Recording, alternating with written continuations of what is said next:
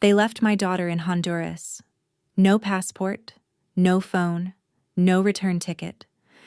Just her tears, her fear, and her trust in the family who betrayed her. And when I asked them why, when I confronted them, shaking, barely holding it together, do you know what my nephew said? He laughed. That was hilarious, he said, still chewing his food.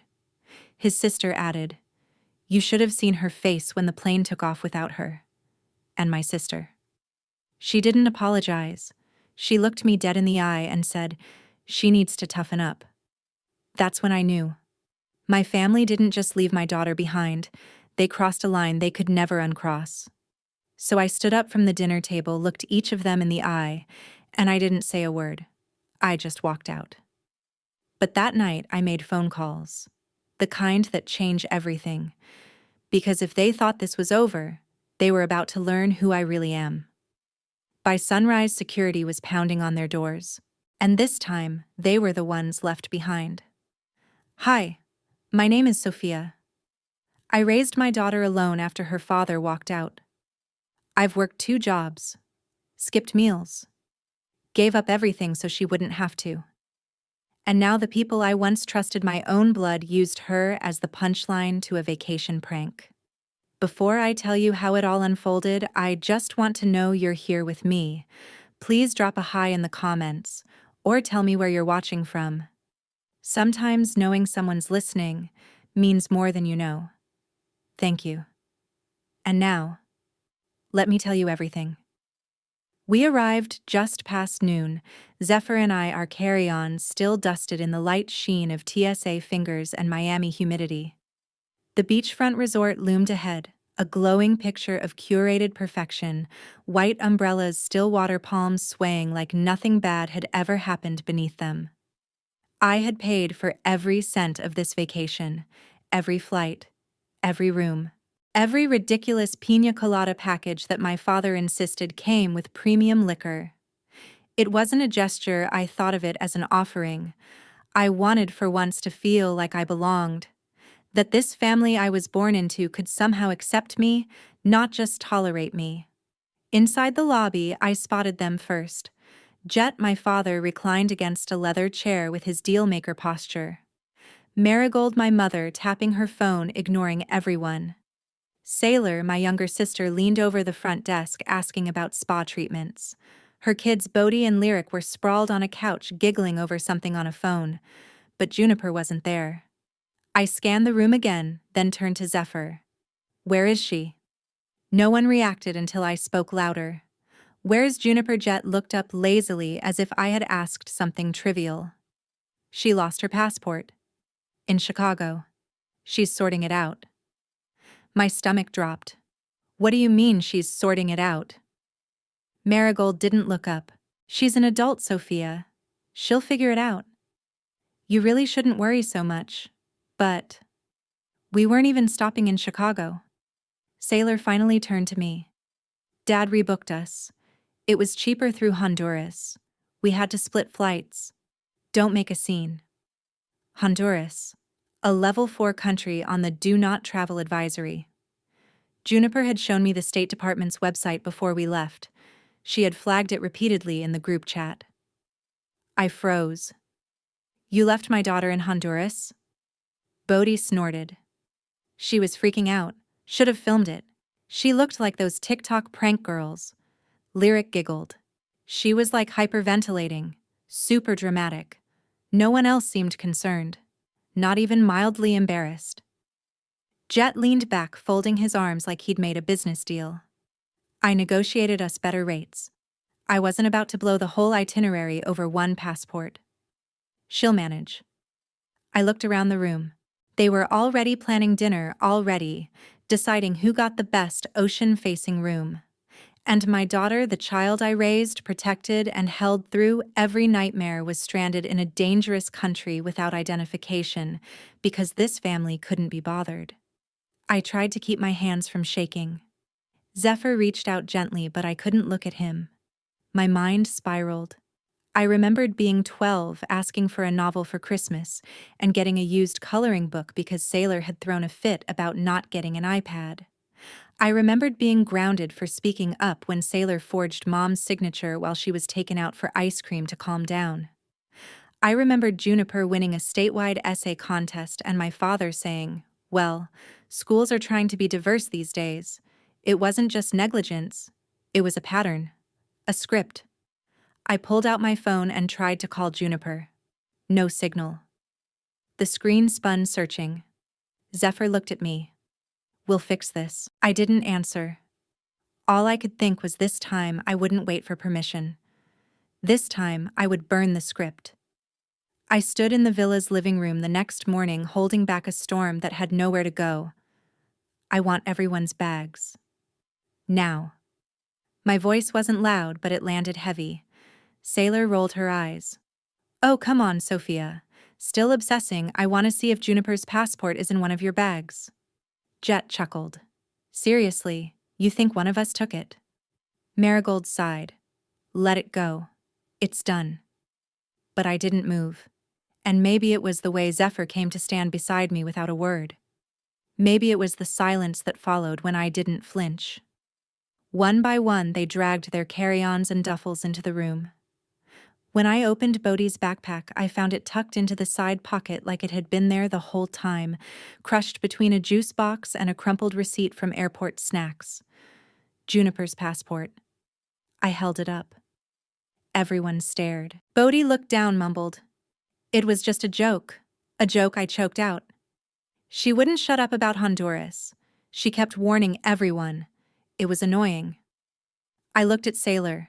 She didn't blink. "He's a kid. He didn't mean anything by it." "You knew." Her silence was answer enough. I turned to Jet and Marigold. "You let her fly alone. Without a passport. In a country with no U.S. embassy." "You knew." "She's 18, Jet said. Not a child. She can find the consulate," Marigold added, brushing a speck of lint off her pants. "She told you Honduras was dangerous. Everything's dangerous if you Google hard enough." And then Bodhi spoke again. "She probably fits in there more. Her dad was black, right?" The room went still. I stared at him. I couldn't move. I couldn't even feel the floor beneath me. Sailor gasped. "He didn't mean it like that." But I wasn't looking at her. I was looking at the boy she raised, at the boy who had learned that cruelty was humor, that silence was permission. "That's not a joke," I said slowly. "That's racism." No one denied it. No one apologized. And suddenly, I was back in every moment I had buried. When Bodhi hit Juniper at a family barbecue and Marigold said, "He's just high energy." When Juniper got into 3 honors programs and Jet said, "It must be affirmative action." When I paid off Sailor's hospital bills and still had to hear her complain that I made her feel small. I wasn't angry anymore. I was clear. I looked at Sailor. "Your child did something dangerous. You knew. You didn't stop him. That makes you responsible." Zephyr stepped closer to me. "I'll go get Juniper," he whispered. I nodded. My eyes didn't leave the pool, the one I had booked hoping to see my family laugh together.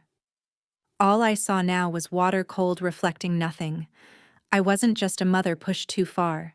I was a woman who had finally woken up to a family that had never once seen her as part of them. And this time, I wasn't going to make excuses. This time, I was going to bring my daughter home, even if it meant tearing down every illusion I had built just to keep the peace.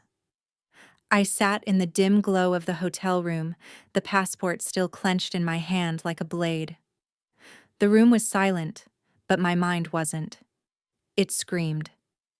I'd tried calling Juniper 3 times already, each one met with the same dead-end ring and message number unreachable. "Please try again later." Each attempt chipped away at my sanity, at the fragile hope that maybe somehow she'd found a way to be okay. Zephyr didn't say much. He watched me from across the room, his eyes holding a storm of his own. Then softly he spoke. "I'm flying there. I'll get her. She shouldn't be alone, not for one more minute." I nodded. No protest. No discussion. The decision felt inevitable, as if it had already been made the moment they boarded that flight without her. Still, it hit me like a slap across the chest. If Zephyr weren't here, no one would be going for her. No one else had even considered it. That was when the numbness gave way to something colder. I stood up, walked to the phone, and called the front desk. "This is Sophia Everhart. I'd like to cancel all reservations made under my name, every room except the one I'm staying in with my husband. And please make a note to keep one for my daughter Juniper when she arrives." It took the clerk a second. All of them, including the yes. All. I hung up and opened the airline app. My fingers didn't tremble anymore. I canceled the return flights for Jet Marigold Sailor and her children. Each confirmation email felt like a release, like one breath closer to reclaiming something I didn't know I'd lost control. I didn't tell anyone. I didn't leave a note or a message. For the first time in my life, I made a choice without apologizing for it. At 2 a.m., my phone buzzed. I bolted upright, heart pounding. The screen glowed with her name, Juniper. I swiped with a force that nearly cracked the screen. "Baby." Her voice was hoarse but steady. "Mom, I'm still at the airport. I've been pretending someone's coming to pick me up so I can stay close to the food court. It feels safer here." She paused. "Some guy asked if I was married, said he could help if I needed a place to stay. I told him my dad was arriving any minute." I bit my tongue to keep from sobbing. "Zephyr's on his way. He'll be there soon. And you're not alone. I promise you that, Juniper."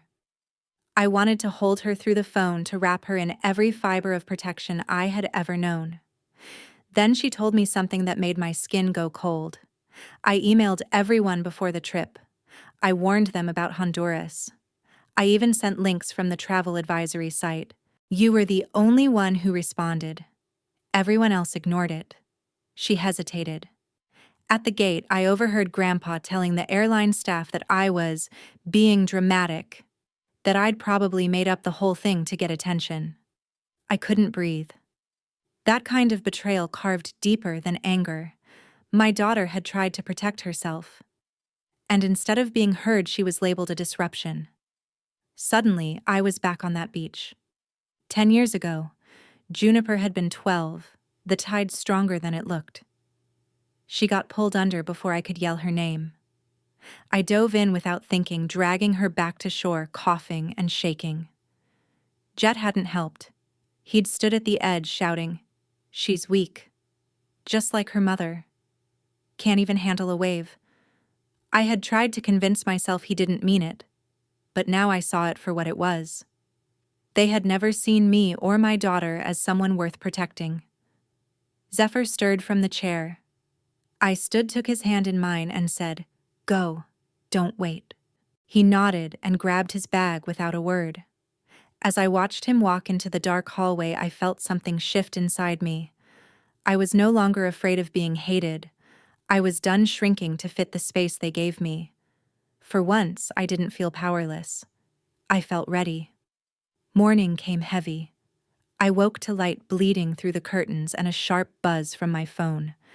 My notifications were stacked like bricks: 23 missed calls from Mom, 17 texts from Sailor, and a message from the hotel's front desk.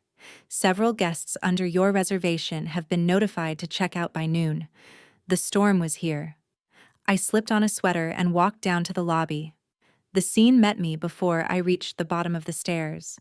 Jet was pacing in front of the front desk, voice raised and finger wagging. "She canceled our rooms without notice. That's theft. We'll sue."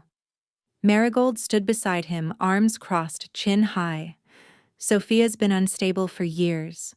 This is just another episode. Please don't take anything she says seriously." Sailor held Lyric's hand and turned toward me as I approached. "You're punishing children. Really, you're kicking kids out of a hotel." I didn't blink. "I didn't kick anyone out. You left my daughter stranded in Honduras. Alone. With no passport."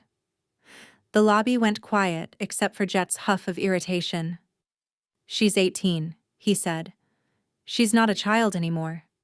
Marigold added, If she were more reasonable, none of this would have happened. She blew it out of proportion. Always does. By the time I returned to my room, my phone was already buzzing again. This time, it wasn't calls. It was notifications. Sailor had made a post online. A photo of her and the kids standing outside the resort with their luggage captioned, "My sister kicked us out over a misunderstanding. Now my children are sleeping in a motel because of petty revenge. Family shouldn't treat family this way." The comments rolled in fast. "She sounds unhinged. Those poor kids. Overreacting much." I sat on the edge of the bed, the phone warm in my hand, the shame not my own, but it clung to me like a second skin. Then Zephyr called. I picked up instantly. "I found her," he said. "She's okay. Shaken. But okay." I choked out a breath. Where was she? She stayed close to the food court all night. Didn't sleep. She said she didn't want to lose her seat by the security cameras. Just in case. His voice cracked. When she saw me, she just clung to me and whispered, "I didn't think I'd make it back." I let the tears fall freely this time. Because no matter what my family tried to twist, no matter what narrative they painted online or to each other that moment, Juniper in an airport chair trying not to fall asleep out of fear was the only truth that mattered. Later that night, they came to my door. A soft knock. I opened it to find Jet Marigold and Sailor lined up like they were posing for a courtroom sketch. "We need to talk like adults," Jet said. I looked at them one by one. "I did what any mother would do," I replied. "And if you don't understand that maybe I was never part of this family in the first place." I closed the door gently. Behind it, silence settled. For the first time in my life, it didn't feel like I'd lost anything. It felt like I'd finally stepped out of something that was never mine to begin with. The morning after the family was evicted from the resort, I thought silence would follow. That they'd finally stop, reflect, apologize. But they didn't. Instead, I woke up to 58 notifications on my phone.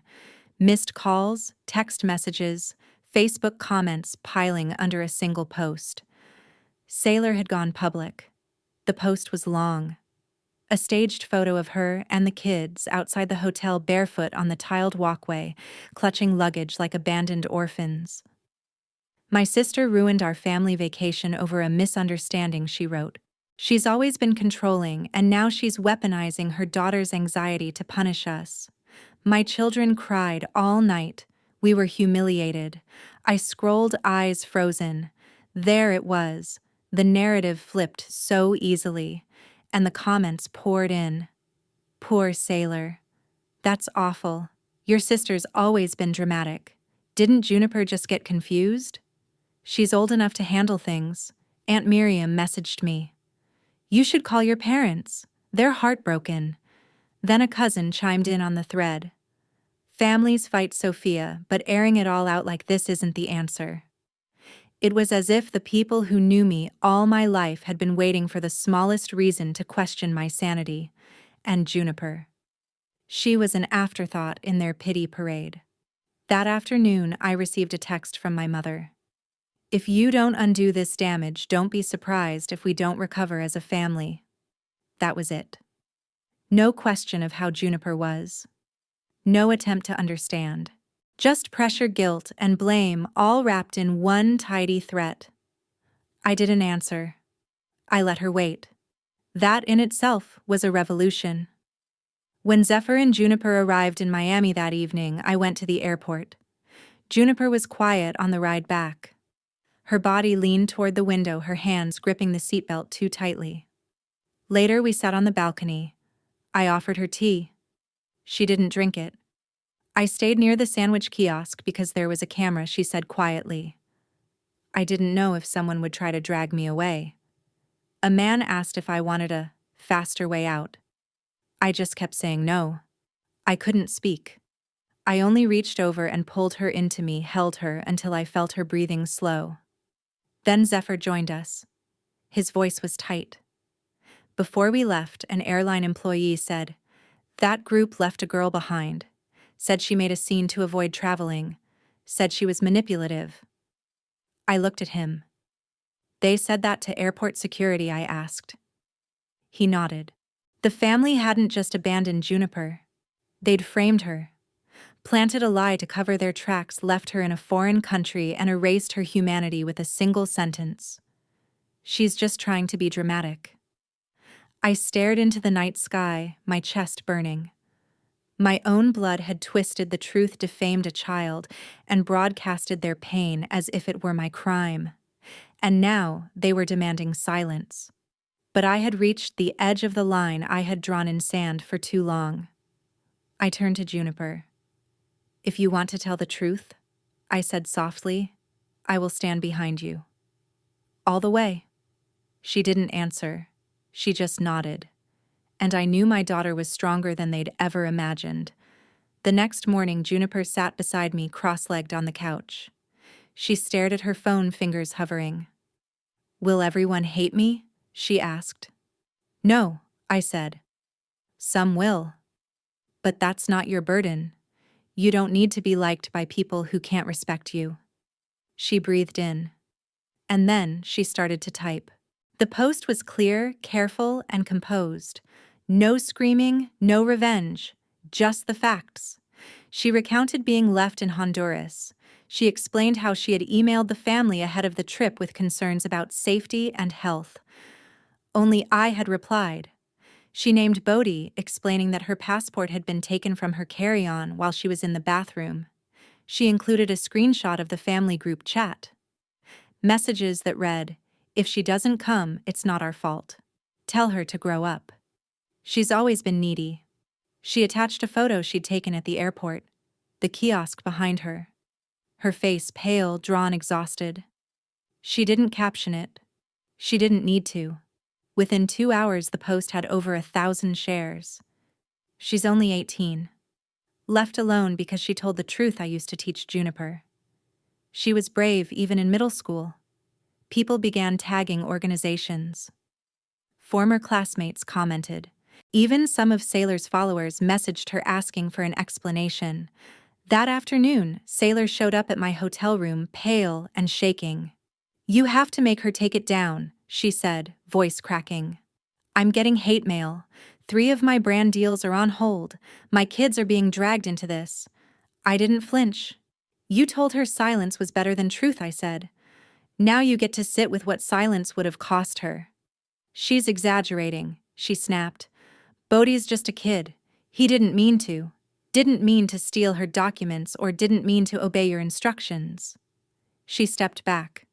I didn't tell him to hide it. No, I said.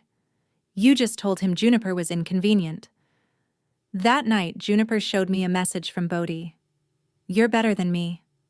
I was jealous. Mom said if you keep acting like that, everyone would turn on you. I believed her. I'm sorry. She didn't reply. Just turned her phone over and stared out the window. I watched her, this young woman who'd been left behind, lied about and dismissed, and realized something that chilled me. Children like Bodhi don't invent cruelty. They inherit it. The next day, my mother emailed. Please, Sophia, help us save face. You know this family can't survive scandal. And then my father called. When I picked up, his tone was hard. What will it take for you to stop? I said nothing. Because what they feared wasn't the truth, it was the end of control. That night, I made a post of my own. Short. No names. No photos. Silence in the face of harm is a form of complicity. Not everyone who shares your blood is your family. I stand with my daughter. Without apology. Then I turn my phone off. And for the first time in weeks, I felt something return to me. Peace. After Juniper's post and my own short statement, the truth didn't just stay within the walls of our fractured family. It spread. A youth advocacy group shared Juniper's story. They titled it, The Cost of Speaking Up in Your Own Family. Conversations bloomed online about emotional manipulation, favoritism, and the subtle forms of harm that are so often dismissed in families like ours. The post hit over 10,000 shares. My inbox overflowed with messages to Juniper. Thank you for being brave. You didn't deserve that. I was you once. Amid the swell of solidarity, I waited, half dreading, half expecting the reaction from our bloodline. Some came quietly, apologetically. My Aunt Marlene wrote I was there. I saw how they brushed Juniper off. I didn't speak up. I regret that. Another cousin messaged I should have known better. I'm sorry I believed Sailor without question. But others dug their heels in deeper, clinging to denial as if the truth would drown them. You're making this into a circus. Why ruin the whole family over one kid's mistake? One even said Juniper's just sensitive. She needs thicker skin. I watched Juniper read through the comments. Her face was unreadable. I asked, "Do you want to share more screenshots messages?" She shook her head. No, I don't want revenge. I want truth. That's all. There was a steadiness in her voice I had never heard before. It wasn't defiance. It was clarity. Later that evening, Sailor knocked on my door. Alone this time. Her mascara was smudged, her eyes puffy. She stood silently, struggling for words. I don't know where to start, she whispered. I said start with the truth. That's what you ran from. She tried. I didn't tell Bodhi to hide the passport. He did that on his own. I answered. But you laughed. You dismissed it. You knew something was wrong and said nothing. That's complicity, Sailor. Tears rolled down her face. I didn't reach for a tissue. I didn't hug her. I just waited. Do you think Juniper will forgive me? She asked. I looked away. Forgiveness isn't something you can demand. It's a gift. And you haven't earned it. The next morning, a cousin sent me a private message. It was a screenshot taken from the family group chat. Marigold had written Sophia's always been dramatic. She's using her kid as a pawn. Jet added, I'm not apologizing for doing what I thought was right. Others responded with laughing emojis, or silence. But slowly people started leaving the chat. One by one, names I recognized disappeared. A second cousin messaged me. They're not just selfish, they're sick in the way they protect their narrative. I'm out. I didn't feel victorious. I didn't even feel vindicated. I felt clean. For the first time in years, there was air around me again.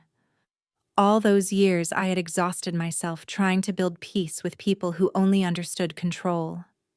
I used to believe if I worked hard enough, loved hard enough, maybe one day they'd see me, accept me, choose me. But now I saw it clearly, real worth doesn't need approval. Especially not from those who wouldn't know love if it sat across the table crying. That night I told Juniper, from now on we define family our way. Brick by brick. Boundary by boundary. She nodded. And for the first time in a long time, I felt like someone had actually heard me. A week after everything unraveled, I sat down at my desk with a sense of finality. I drafted one last email to Marigold and Jet. I will no longer continue paying the monthly living allowance.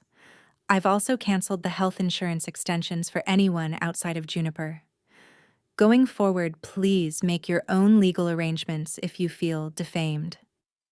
I removed Sailor's access to the tuition fund for Bodhi. The password had been changed. I closed the laptop, and I didn't feel guilt. I felt weightless. That same day, Marigold sent one final email. It was a blend of emotional blackmail and selective memory. This family used to be whole. You broke it. I still love Juniper, but you've turned her against us. I didn't reply. I filed the email under a new folder in my inbox self-pity archive. It sat alongside dozens of messages I had forgiven over the years without ever receiving acknowledgement. Not anymore. In the following weeks, I joined a support group for adult children of emotionally abusive families. At a Zoom meeting, someone said, "Family isn't blood. It's who stands with you when you have nothing left to give." I wrote it down on a Post-it and taped it to my studio lamp. It glowed gold every morning as I started work. Juniper began writing her college essay. Title A, Border Called Family. She poured herself into the words about the airport floor, the long silence, the way survival sometimes looks like walking away, not to punish, but to preserve. One afternoon, she ran into my studio, an envelope in hand. She'd been accepted. Full scholarship. Her first choice. I hugged her so tight my shoulders shook. Not because of the university, but because she had found a way to turn pain into purpose. And then, just like that, life became quiet again. One evening, we sat by the water, me, Juniper, and Zephyr. The breeze was gentle. The tide whispered against the sand. Zephyr told a ridiculous story about a tourist at her shop who mistook a candle for a soup cup. Juniper laughed, a real belly laugh, her hair flying wild in the wind. And I looked at them, their faces lit by the soft glow of streetlights reflecting off the waves. This was it. Not a loss, not an ending. I hadn't lost a family, I'd built one. And this time, it wasn't made of obligation or apology or silence. It was made of choice. I whispered to myself, we didn't lose our family. We finally made one worth keeping.